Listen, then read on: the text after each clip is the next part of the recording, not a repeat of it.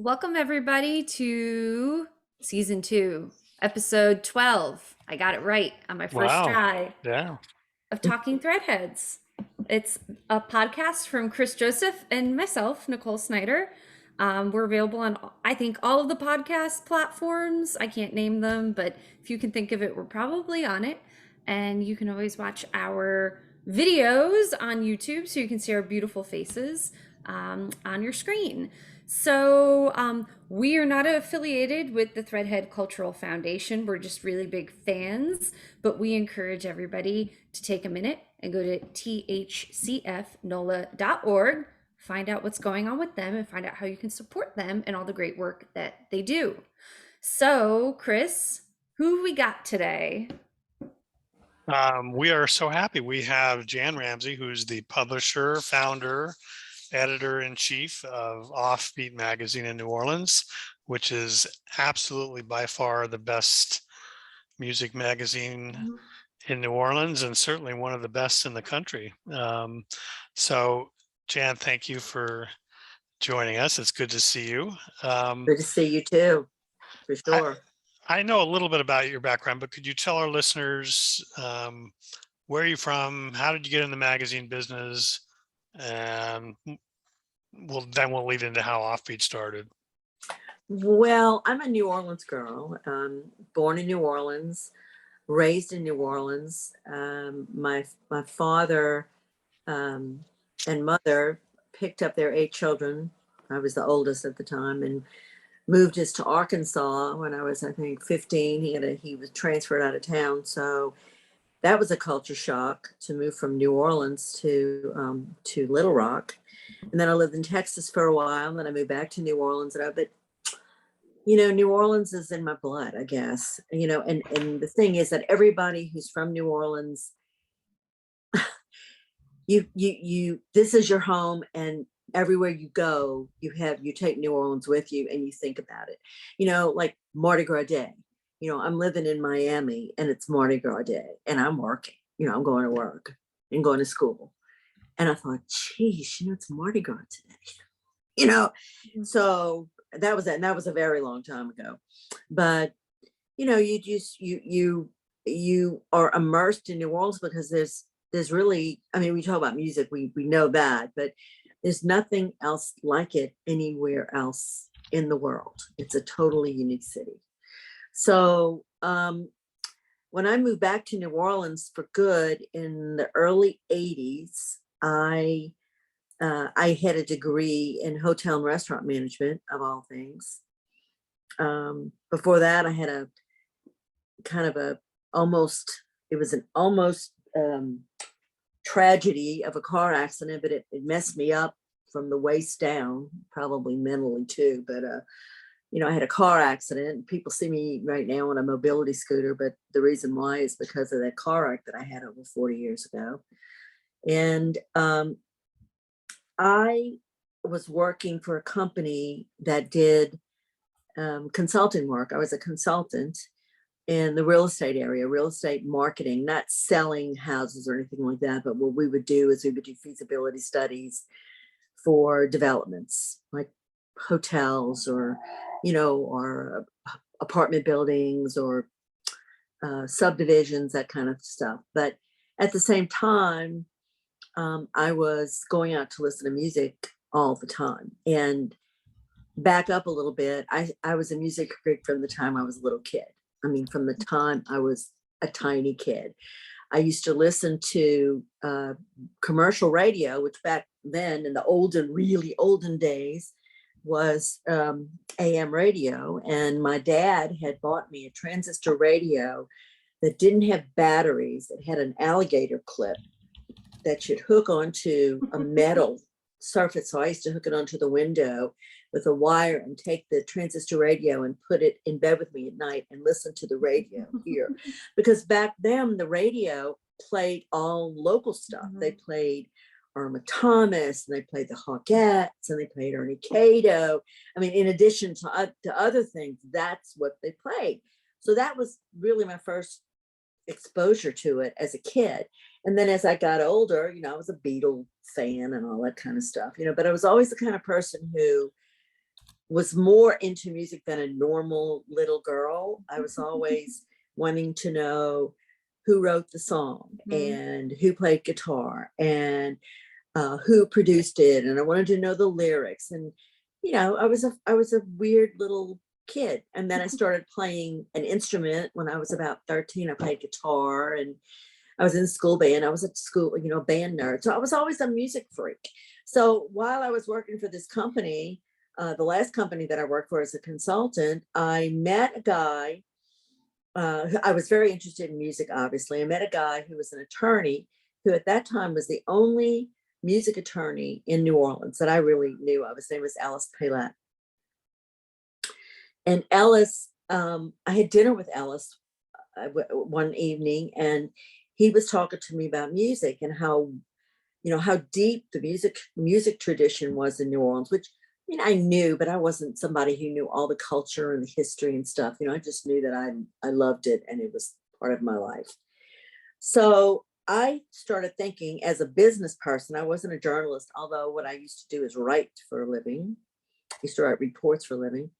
I thought, you know, there's something going on here that could be developed. And that was the music industry, which is really kind of the way I got into Offbeat in the first place, or, you know, developed Offbeat, because I thought, well, I have a business background and I know how to write. And, you know, I was good at doing communications for my company and doing, you know, I was always being called for, you know, well, back then they didn't call them sound bites. I don't know what they called them, but for interviews and stuff like that. So, I mean, that was part of my skill set that I didn't even realize that I possessed at the time.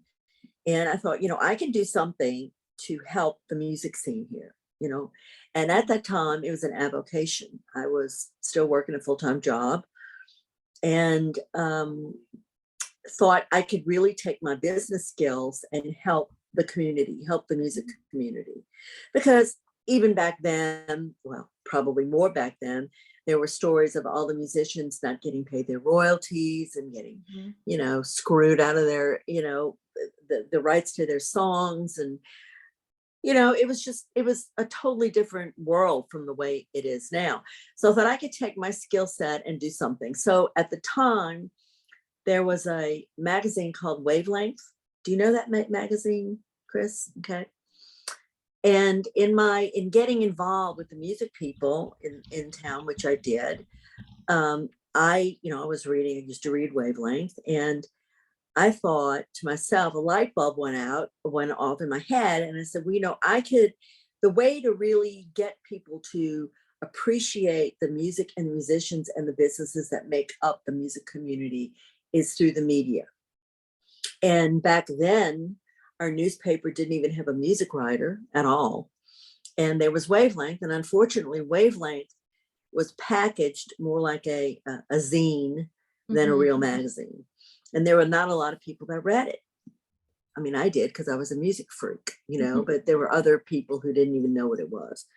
So I thought I could do something in the media. So the woman that owned Wavelength attempted to sell it to me because she could see that I was, you know, full of energy and and vision. And she tried to sell it to me, and it wasn't a good deal because it wasn't making any money, and they had a lot of debt, and, you know, and people were after them to collect and all this kind of stuff. So I tried to buy it, didn't work out. My attorney said, don't buy it. It's not a good business deal. And so I gave it up. And then the woman who owned Wavelength came to me and said, why don't we do another magazine, you and I? It was sort of like, and you might know about this, Chris. I don't know about you, Nicole, but, you know, it was sort of like the Mickey and Judy show. Let's do a show, you know, and you be the publisher and I'll be the editor. And so I was going to be the publisher of this new magazine, but it was going to be geared toward visitors, because one of the things that Wavelength never did, it was a free magazine. They never distributed it or got it to the hotels. And I thought, God, you know, all these people are coming into town and they're going to Jazzfest and they're going to all listen to all the music and they don't know what to do. They have no way to guide them. So that's where the idea came from for Offbeat. Eventually Wavelength went under and Offbeat stayed around.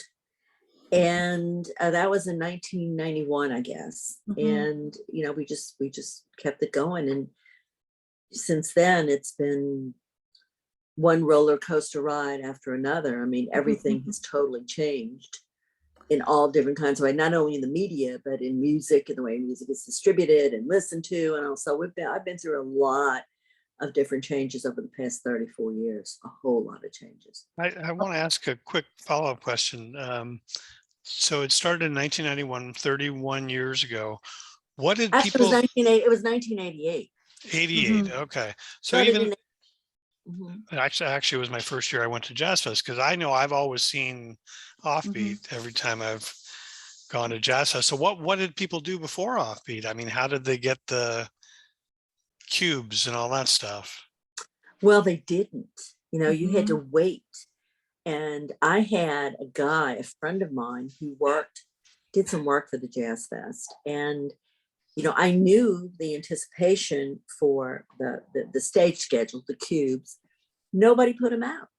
And it was, they used to do something in the Times-Picayune. It wasn't the Advocate back then. And they would list and everybody who listed everything to do with the Jazz Fest, they would do it by stage, and it was sort of like a line item thing. And I thought, well, that's really dumb, because when you go to Jazz Fest, you go to different stages. You know, anybody who's a Jazz Fest freak is going to go from stage to stage. I mean, you look to see who's playing, you circle it, and then you go from stage to stage. You might not even see the whole set, you know, because you want to see what's going on. Not, you know, and back then there were really no national acts per se, maybe a couple, but not like it is now. But, you know, you just go from stage to, and I thought, you can't really see on one day what's going on. So I was committed to publishing those cubes, and they would not give them out. And I used to have a guy, as I said, who worked with the Jazz Fest on a part-time basis.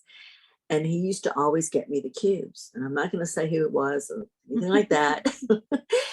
But I thought, this is the way to go. So we started publishing. We were the first ones, really, to publish the cubes. The very first media to do that. And I thought, well, this is not rocket science. You know, you just have to know what the audience is. And one year before I started Offbeat, I can remember I used to volunteer with WWOZ.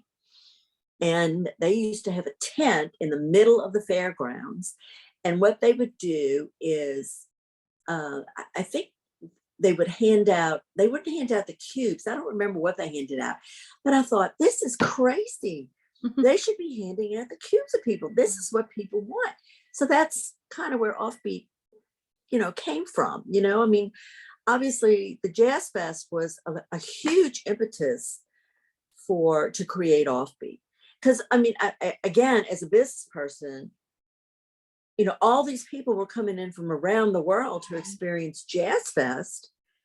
And it was sort of like the business people and the tourism people didn't recognize it. I thought, this is insane. You know, we're missing the boat here. This city is missing the boat, because people come here not just for Jazz Fest, they come all year long. Jazz Fest is sort of the culmination of people's desire for music, you know, and of course, you know, it's grown exponentially since 1988, you know. So that's kind of where it came from too. Yeah. I was going to drop a little research note for anybody who is interested. I'm sure we have some folks who listen who heard wavelength. I remember that. Or some folks like me who said, wavelength, that sounds interesting. I've never heard of that. The Earl K. Long Library at the University of New Orleans has the digital reproductions of the wavelength issues on their website. They scanned them. They digitized it. Yeah, it's pretty simple to get to. Well, the way that happened is that the woman who was the editor, who, by the way, dropped the ball when we decided to put the first issue out. She left the country for like 6 weeks and left me holding the bag, which was not cool. So she owned a part of the company. I ended up buying her out. And I was extremely pissed for a long time because, I had put my business acumen and my credit, I was put my credit out there to get the magazine printed. I had sold advertising. I had promised 15,000 copies to, of all people, the Republican National Convention media. Hmm. And if I say I'm going to do something, then I do it. I mean, because that's what you do in business. I mean, you don't tell somebody you're going to do something and then don't do anything, So I was working from a business background, if my reputation's online, my personal reputation's online, I got to do this, So we put it out it was August of 1988. So you didn't see it in 1988, Chris. It wasn't there. It was August of 88. And after that, I put a fall issue out. And then we started doing it as a monthly in February of 89.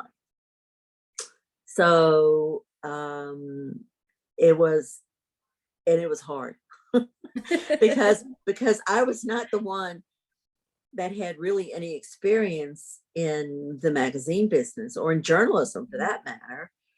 That's what the Wavelength person did, Connie. That was her expertise. And she bailed. She totally bailed and said, wow, sorry, you do it, and didn't even tell me she was leaving.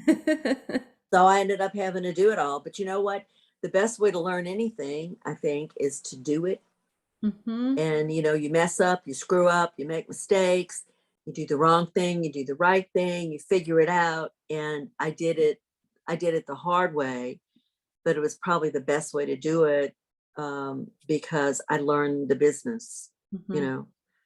And I've always been somebody who likes to do research and find out, how you do things. And so I was a busy little camper back in those days. I was still busy, but back in those days I was learning the business. So in the 30s, from 1988 to today, remind me, how many years was that?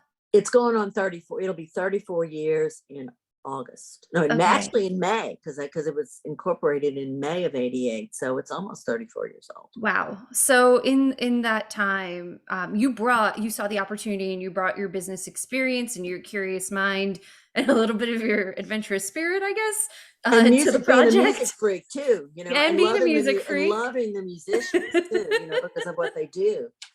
They're the blind. But over the years, give us an idea. I know you've learned so much, I'm sure. What is something you've learned about the music business in New Orleans over the decades? And what would you do differently if you're running the city? Well, one thing I learned fairly early on, even before the magazine, is that musicians are artists. They're creative. For the most part, musicians and creative people do not feel comfortable promoting themselves. It just, it's the one half of the brain is creative and the other half is the business, I guess. They didn't feel comfortable. They had a lot of good ideas and I used to listen to them and I thought, that might work. And then that doesn't work. But it was at least listening to, the musicians talk. And I found out that a lot of them didn't have the skills, the business skills that they needed, because to me, a band or a musician is a business. They're entrepreneurs. They really are, but they don't understand what that means. They just want to make music, But if you want to make a living making art, you are by necessity you have to learn some business skills. Either that, or you have to hire a manager or a business manager or agent, whatever. And a lot of people here, most people here, they can't afford that. They didn't know what to do, So I thought that one of the things that we needed here desperately was educational resources. And oh, golly, you still there? Yeah, we got you. Okay. And I did a music conference in conjunction with the mayor's office in 1987, which put music on the radar of the mayor and the city council at the time, because it wasn't on their radar at all, not at all. neither was it on the radar of the business community or the tourism people. Not at all, which was amazing to me, but you know, it is what it is. So I think that educational resources are really important. And I've always been interested in educating musicians. And I was also somebody who went to South by Southwest and saw what that did over the years. I don't believe that the city or the people that work for the city, you know, in the city economic development or whatever, they have made steps toward music, using music in their cultural development, but I still don't think they get it. I don't think they understand. It's a lot better than it used to be, but you know, I feel like I've been the, you know, Offbeat, not me, but Offbeat has been the sort of the linchpin to try to get some things changed in the city vis-a-vis music and the perception of music, and how important it is to the quality of life and to our culture and to the economy, you know. So I kind of had that. I had a foot in the editorial side, trying to write about and tell people about the music, and then also in the business side. So my mind, I guess I have a mind that works on both sides, you know, because I am kind of creative, but I'm not somebody who can make music for a living. Although I thought about it one time. I did. I thought about going to Loyola and majoring in music because I was, you know, I love to play. So, and I love music. But I don't think that's where my talent lies. I think my talent lies in other areas, and I think I went in the right direction. I actually got lucky and got myself into a business that capitalizes on all the things that I love: music, art, writing, you know, the culture. That's what I'm interested in. And I just happened to literally create a job for myself that uses all the things that I love. So that's, I mean, and I'm very passionate about it still, you know, still am. And that it's worked out well too. So let's talk about, we're not quite in April. We're what, 2 days away, I guess. Yep. But April and May are big months for New Orleans and for you. So things are ramping up, I guess, or maybe already have started ramping up. Oh, they are definitely. Yeah, tell us about that. What's your workload like in the last few weeks and the next few weeks? Well, my workload has been pretty variable over the past 2.5 years, 2 years for obvious reasons because of COVID. COVID was like, you know, I have always been able to relate very closely with the way musicians think. Like if they don't work, they don't make any money and they can't pay their bills.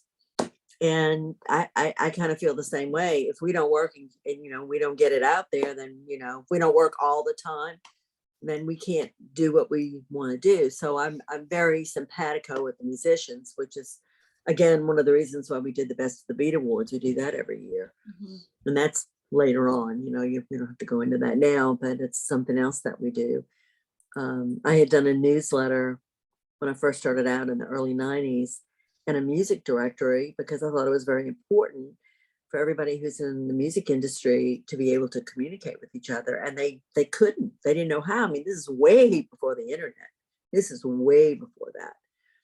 So, you know, I guess it was, I want people to connect with each other. I want them to connect, which is communications, which is, I guess, what I'm good at. And I didn't answer your question because I forgot it. Well, are you going back to print for these? Yeah, we're going to do, we are. I mean, I have been thinking about it and we didn't do print during COVID for obvious reasons. I mean, you know, we unfortunately have to depend on advertising really, and to a much smaller extent to subscriptions to help keep the magazine around. So we were planning on doing a French Quarter Fest issue and a Jazzfest issue in the fall. And then it got canceled again. So I thought about it, and I decided that we were going to do another Jazzfest Bible. That's what we're working on right now. It'll come out before the first weekend of Jazzfest. So that's what I've been working on intensively. So who's on the cover? We won't tell anyone. I won't tell you. I mean, I can tell you who's on the cover. I will tell you. All right. It's not a musician. We didn't have a musician the last time when we did it in 2019, when it was the 50th anniversary. We didn't do a musician this year. Every musician always wants to be on the cover for, they want to be on Offbeat cover anyway. Even if we're not in print, we still want to have people that want to be on the cover, which is wonderful. But this year we are putting fans on the cover. Oh, nice. That's beautiful. That. Yeah. It's a great cover. It's really good. I really like it a lot. And one of the things I wanted to do is to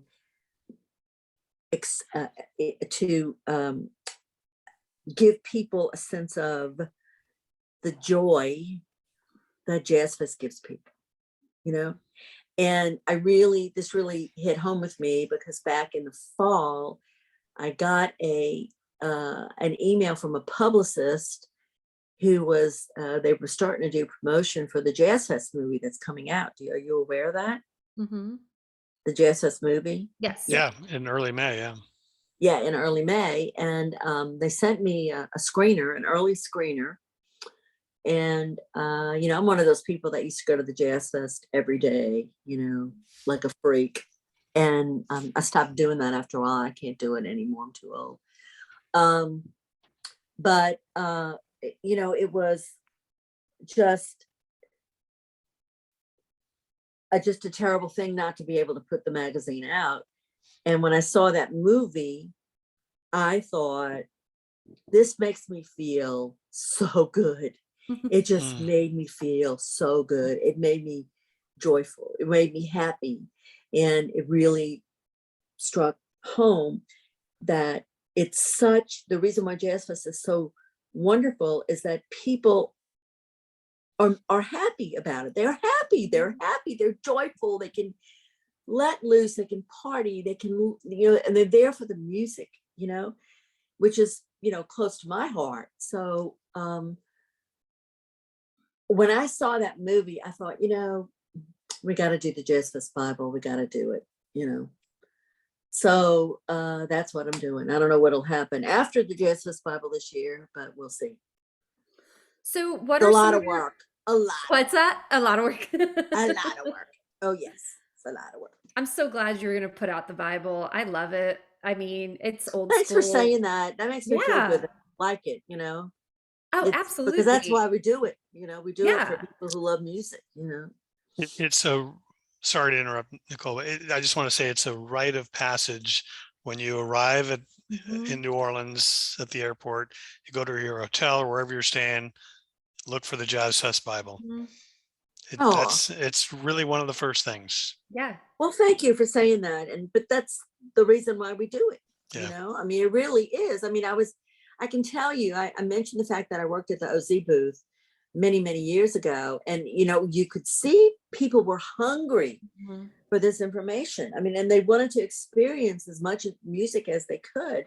And one thing that we've also been very diligent about over the years is letting people know not only what's going on at the Jazzfest, because we only do the Jazzfest Bible once a year, but what's going on, in all the venues around town. Yeah. Because Jazzfest for the music community is Christmas. That's when everybody in music looks forward to Jazzfest because they get to work and they get to make money, and the Jazzfest, would keep musicians, paid for maybe 3 or 4 months, after they're, the regular cycle kind of kicks in, So I get it. I mean, I got it. I'm, and I feel very much of in solidarity with the musicians and the music businesses in the city. You mentioned the city, and the city, I could go on forever about what the city could do, but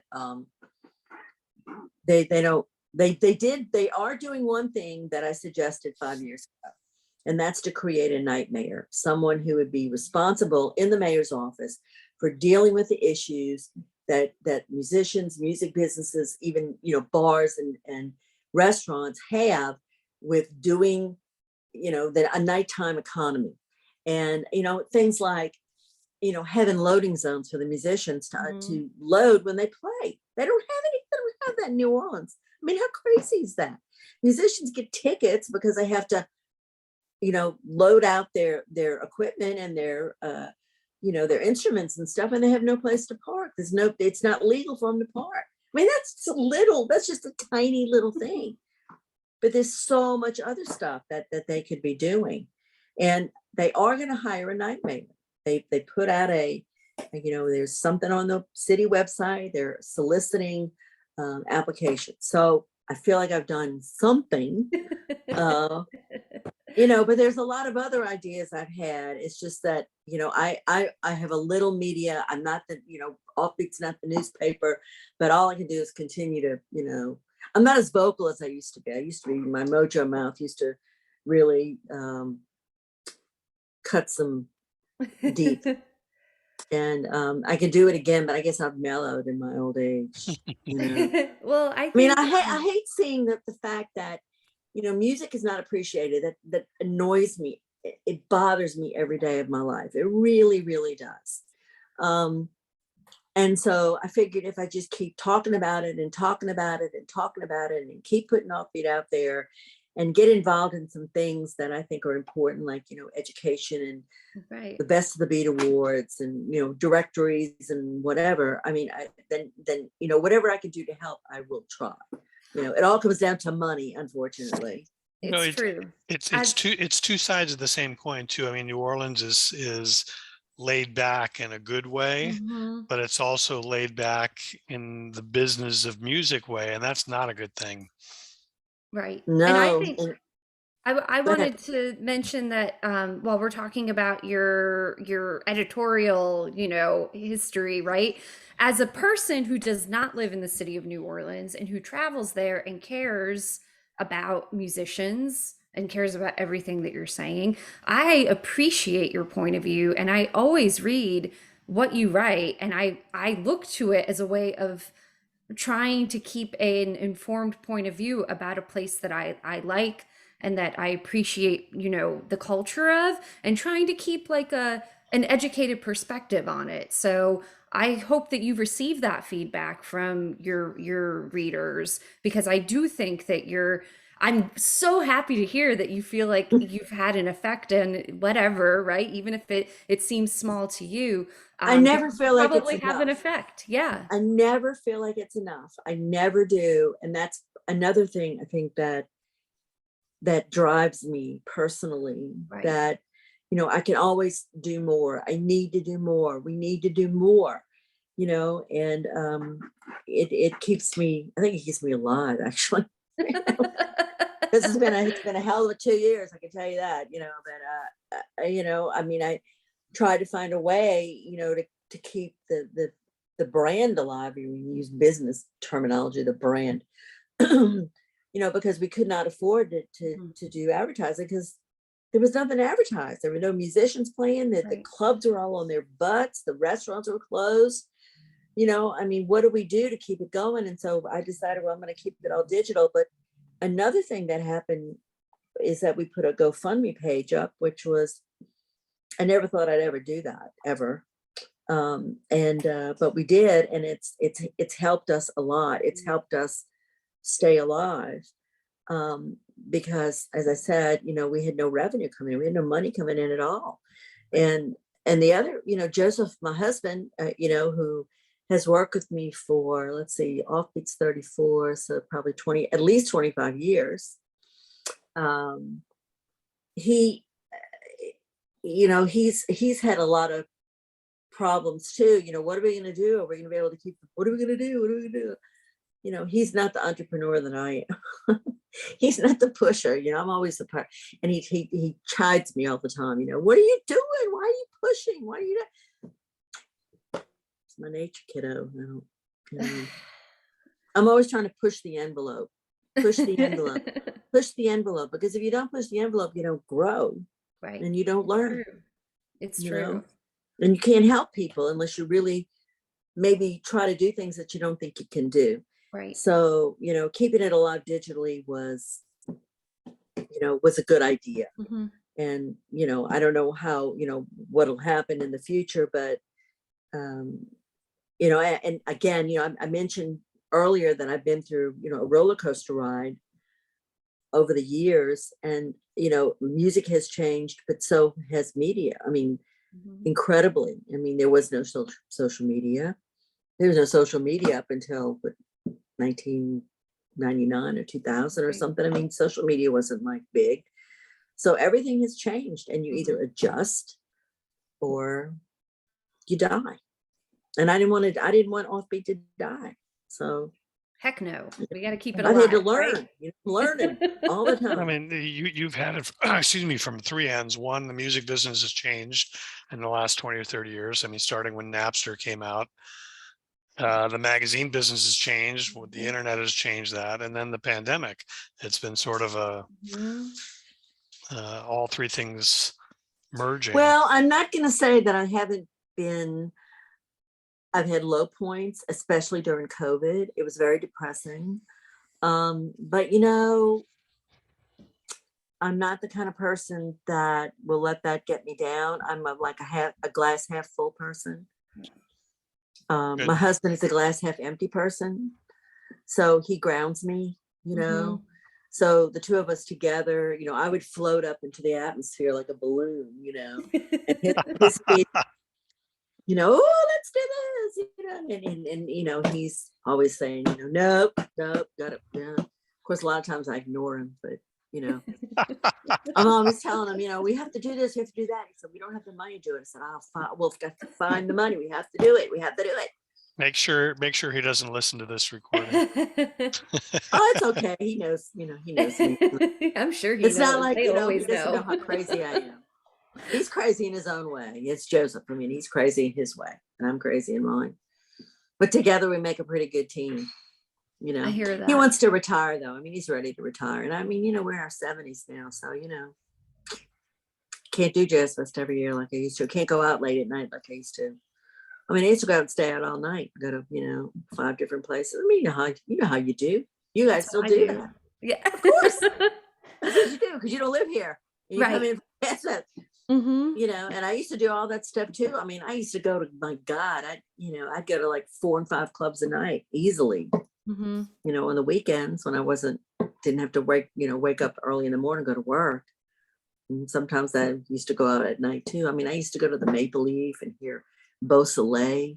Right. Beausoleil started at the Maple Leaf on Thursday nights. Right. Stuff like that. The Subdudes, I mean, I saw probably the very first performance of the Subdudes at the Maple Leaf. I used to go to Tips and, and Jimmy's and, all those places. I used to hang out at all those. I was a music fanatic. It's a goofball, That's what I am. Music. And I'm trying to cut back this year, but it's funny. I'm like, I'm going to cut back. And you know what I'm going to do? That's not going to happen because I'm a fanatic too. And for both weekends or just for one? Oh, this is the game I play. I always come down for like 1.5 and then it turns into like 3 weeks. Everybody who knows me knows that's what's going to happen. So I'll be here for the whole festival season. No, I get it, because now it used to be, 2 weekends of Jazz Fest, which has expanded from, 4 then to 6 and then now to 7, since I've been around. And, you just, now that, the middle of the week, the whole week between the 2 festivals, the 2 weeks of the festivals is chock full of music. I mean, there's so much music going on. You don't know where to go next. And then, of course, you like to go out to eat, the great food and at the restaurants, and you like to go shopping at all the cool places. And, I mean, I get it. I'm I ready to walk totally out the get it. door right now. You've got me so excited. Good. I'm glad. I mean, Yeah. it's nothing like it. Nothing like it. Nothing. Mm-mm. No, that's for sure. So, Mhm. can you tell us, thinking about the joy in musicians, I want to ask you, who are some of your favorite Jazz Fest acts? Well, I can tell you one person that I'll always go see, Mhm. and not in the usual format. I love Irma Thomas, and I'm friends with her. I've been Mhm. friends with her for a long time, and I really respect Irma, and I love when she does gospel music. Mhm. And Aaron Neville too. I don't know if he's going to do it this year. I don't know if he's playing this year. I should know that. But I'll always, want to go see Irma at the gospel tent. There are people that I like because I'm old school. I mean, I love John Mooney and John Cleary, and I used to, of course, love Dr. John and the Nevilles, and all the old school stuff. But I also, I'm also interested in finding new music, which is Mhm. really a great thing about the Jazz Fest, Mhm. because if you're open to experiencing different music that you haven't heard before, which I am, it's a great way to do it. I heard Cecile, I can't think of Cecile's last name now. She's a jazz. McLaurin? Yes. Oh my Mhm. God, she's great, Yeah. and the bass player, I'm having a senior moment. The female bass player who sings, what's her name? Esperanza Spalding? Thank you. Esperanza Spalding. That's my old age showing up on me. Yeah, I mean, and those are just two that I've mentioned, that I mean, I had heard of them, but I had not experienced Mhm. them, and I got to experience them live and became a great fan, you Yeah. know. And then, I mean, people who live in New Orleans and who are into music are kind of jaded, we get to hear this stuff all the time. Mhm. But it's good for me to, to go see somebody like the Radiators, Mhm. or Beausoleil or David Right. Doucet, or some of the iterations of the musicians that are not, they play in so many different bands, Astral Project or Jim Singleton, or you know eh, eh, you get to hear everything. Mhm. Kermit Ruffins, I wouldn't go see Kermit now. I mean, ever, but at the Jazz Fest I might go see him. Mhm. James Andrews, Luther Kent. I mean, there's somebody who's underappreciated. I mean, Right. fantastic voice. There's so much great music here, and when I go to Jazz Fest, it's like I'm a glutton. Mhm. You're a glutton. You want to get as much as you can. Oh, Mhm. yeah. That even goes for me, and I'm local, but I don't go out like I used to. So Right. to me, Jazz Fest is like, a fantastic feast of all the stuff that I love. You know, No, we so want to it is ask for you, you guys too. it It is is. absolutely. We want to ask you one last question. You have to pick one Jazz Fest food, Just one. only one. Okay, What would it I can be? tell you what I get when I go in. The first time I go in, I have a routine. I go in, I get my little handicap thing, which I think the Jazz Fest does a fantastic job of Mhm. helping people who have had mobility issues like me. Mhm. I mean, it's wonderful, and they deserve awards for doing that. But I go in, I know exactly where I'm going. I go get and the first place I go is to get my iced tea, my rose mint iced tea, Mhm. and I get a plate from the Benihana Benachin booth. Do you know where that is? Near Congo Square. Yes. Have you ever eaten the food there? I've had the tofu, I think, right? They serve the tofu dish. I don't know if they get tofu. They get tofu, but I always get a plate which has chicken on a skewer, Oh, yeah. and plantains, which they fry down when they're sweet and delicious. Sweet, not really that sweet, but it's a side dish. And then they give you this humongous plate of spinach, Oh. and I mean it must be like a pound of spinach, and that's what I get, and that's what I have all day. And I also like another thing that I always get is you only gave me one though, didn't you? It's okay. That's You a get one shame. I more. love the trout bouquet. I love that. Oh, I always yeah. love that. And the God, I used to get the crawfish, the crawfish bread. I don't get that anymore because it's not as good as it used to be. I also love the fried soft shell crabs, and sometimes I get the strawberries, and I like the food that they they have from the different countries. I mean, one year they had Brazil, and they did the cheese buns that they did. They're back this year. Are they really? Yes, they are. Yeah. They're so good. I don't recommend that anybody. See, I thought if I go to Benachin, if I go get the African food, it's going to be a big pile of food, and it's going to keep me going for the rest of the day. And it's healthy. Yeah, it's true. It's healthy food. It's not really fried or anything like that. Right. It's got a big chunk of spinach. It's healthy. So, I think about that. I don't do crawfish Monica really. I can make that at home, but. Well, I used to do the crawfish Monica almost every day. I would go out there, but now it's the trout. That's my daily go-to. Trout bouquet? Yeah. Yeah. Really? Yeah. I hit on something. Wow, man. I think the trout bouquet is dynamite. I get that every day. I'll go out there and get the trout bouquet every day. Plus Little Dizzy's is such a great restaurant. Yeah. Yeah, exactly. But there's so much good food out there. I mean, I used to get, the plate where you get the sweet potato pone, and I get that one too a lot.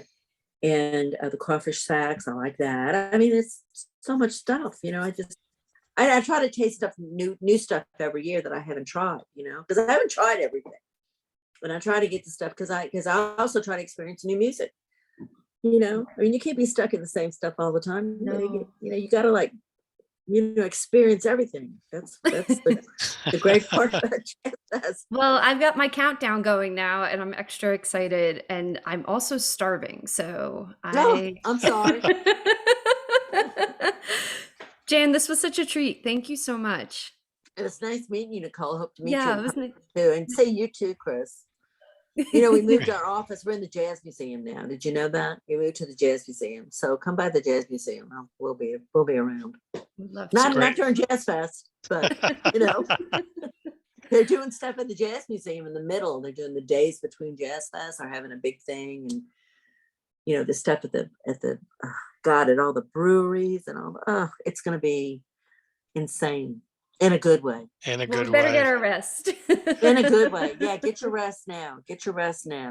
Thank you, Jan. Awesome. Appreciate it a lot. You're welcome. Thank you. It was fun. All right. Bye-bye. Stay safe. Bye. You too.